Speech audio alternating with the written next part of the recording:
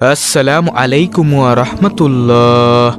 সুপ্রিয় দর্শক, আজকের এই ভিডিওতে আমি 5 ওয়াক্ত নামাজের পরের জিকির সমূহ, 5 ওয়াক্ত নামাজের পরের তাসবিহ সমূহ এবং 5 ওয়াক্ত নামাজের পরের কিছু সহজ আমল আপনাদেরকে জানিয়ে দিব ইনশাআল্লাহ। দর্শক, যে আমলগুলি করলে আপনার জীবনের সব সমস্যার সমাধান পাবেন ইনশাআল্লাহ। 5 ওয়াক্ত নামাজের পরের এই তাসবিহগুলি, এই জিকিরগুলি এবং এই আমলগুলি আমি বলবো কোরআন এবং হাদিস থেকে। তাই আপনাদের কাছে আমার একটি অনুরোধ, ভিডিওটি না টেনে শুরু থেকে শেষ পর্যন্ত দেখুন। তাহলে চলুন মূল ভিডিওটি শুরু করা যাক। দর্শক, আল্লাহ তাআলা মানুষের জন্য 5 ওয়াক্ত নামাজ ফরজ করে দিয়েছেন। পরকালে আল্লাহ তাআলা মানুষের নিকট থেকে সর্বপ্রথম নামাজের হিসাব নিবেন বলে রাসূলুল্লাহ সাল্লাল্লাহু আলাইহি ওয়াসাল্লাম হাদিসে ঘোষণা করেছেন। নামাজ আদায় করার পর আল্লাহ তাআলার জিকির আজকারের প্রতি মনোযোগী হতে দিক নির্দেশনা দিয়েছেন বিশ্বনবী সাল্লাল্লাহু আলাইহি ওয়াসাল্লাম। তাই প্রতি ওয়াক্তের ফরজ নামাজের পর গুরুত্বপূর্ণ জিকির, দোয়া ও কিছু আমল আজকের এই ভিডিওতে তুলে ধরা হলো। তাই প্রথমে আলোচনা করব ফজরের নামাজের পরের কিছু তাসবিহ এবং আমল নিয়ে। দর্শক, ফজরের নামাজের পরের প্রথম আমলটি হল নম্বর 1।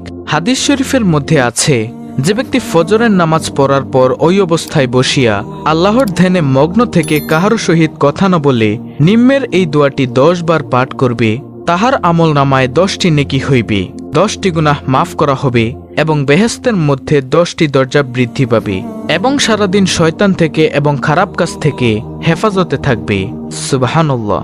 দর্শক, সে দোয়াটি হল লা ইলাহা ইল্লাল্লাহু ওয়াহদাহু লা শারিকা লাহু লাহুল মুলকু ওয়া লাহুল হামদু ওয়া ইউমিতু ওয়া হুয়া আলা কুল্লি শাইইন কাদির।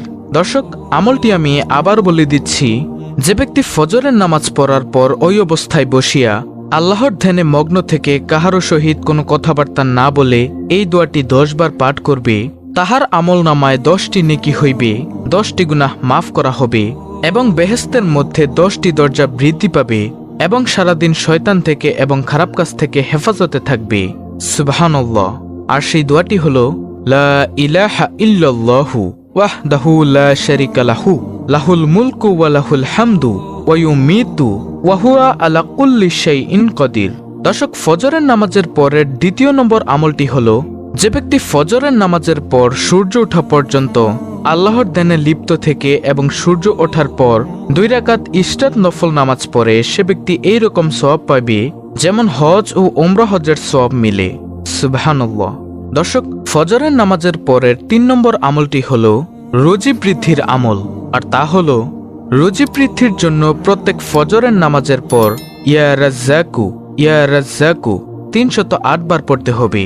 যে ব্যক্তি ফজরের নামাজের পর রিজিক বৃদ্ধির জন্য ইয়া রাজ্জাকু ইয়া রাজ্জাকু 308 বার পড়বে, তাহার রিজিক বৃদ্ধি পাবে।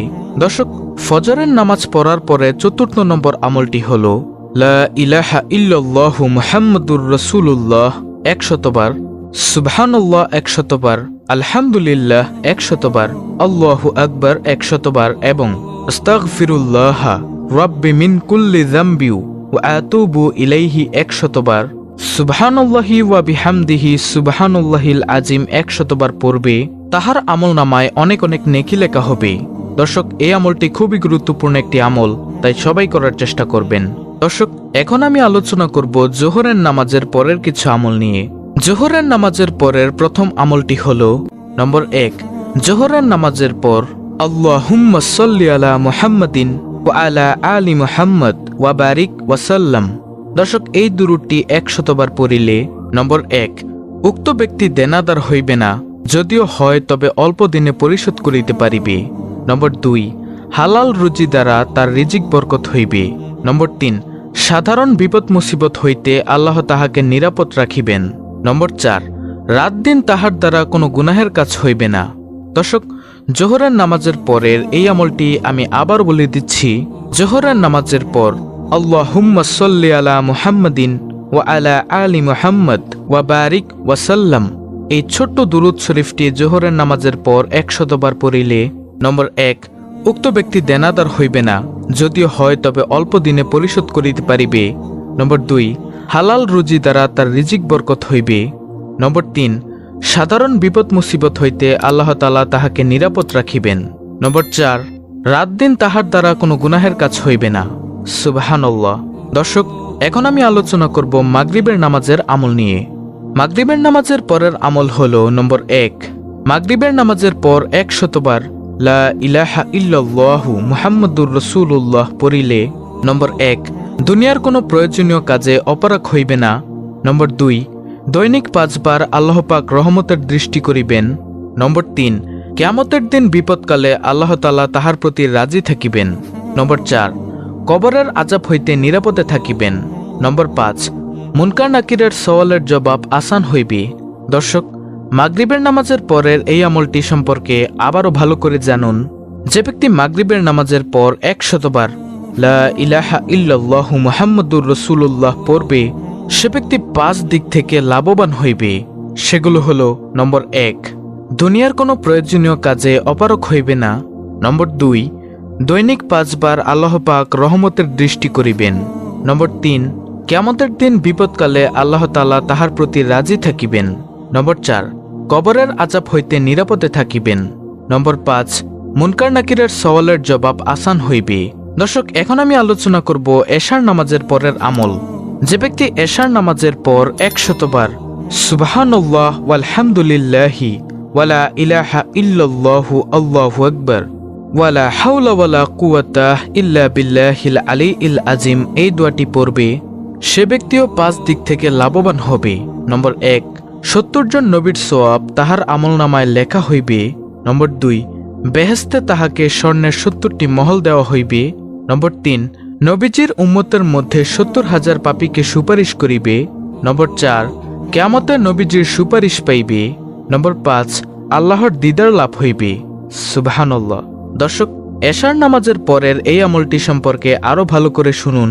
যে ব্যক্তি এশার নামাজের পর 100 বার সুবহানাল্লাহ ওয়ালহামদুলিল্লাহি ওয়ালা ইলাহা ইল্লাল্লাহু আল্লাহু আকবার ওয়ালা হাওলা ওয়ালা কুওয়াতা ইল্লা বিল্লাহিল আলিয়্যিল আযীম এই তাসবিহগুলি পাঠ করিবে, সে ব্যক্তি 5 দিক থেকে লাভবান হবে। নম্বর 1, 70 জন নবীর সওয়াব তাহার আমলনামায় লেখা হইবে। নম্বর 2, বেহেশতে তাহাকে স্বর্ণের 70টি মহল দেওয়া হইবে।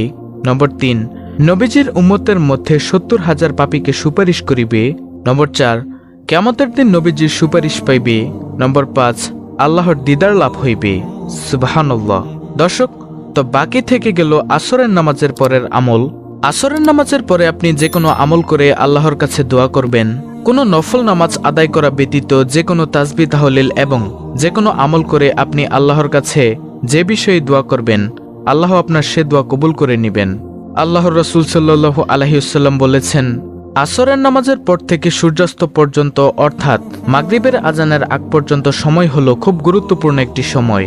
এই আসরের পর থেকে মাগরিবের নামাজের আগ পর্যন্ত সময়টি হলো দোয়া কবুলের একটি সময়।